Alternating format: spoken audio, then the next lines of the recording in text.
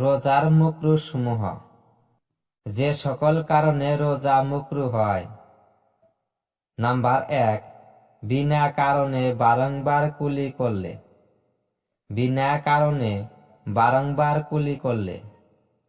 ঠান্ডার জন্য বারংবার গোসল করলে বা ভিজা কাপড় জড়িয়ে রাখলে। নাম্বার 3, কোনো জিনিস চাবিয়ে কিংবা জিহ্বার দ্বারা উহার স্বাদ গ্রহণ করলে। নাম্বার 4, কয়লা, টুথ পাউডার, টুথপেস্ট।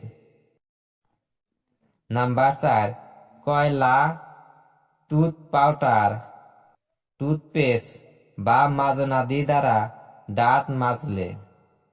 যদি ইহাদের স্বাদ পেটে খাওয়ার আশঙ্কা থাকলে রোজা ভঙ্গ হয়ে যাবে।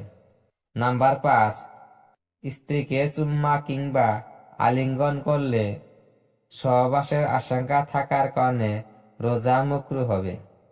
নাম্বার 6, মুখের ভিতর থুথু জমা করে তা গিলে ফেললে। নাম্বার 6, মুখের ভিতর থুথু জমা করে তা গিলে ফেললে।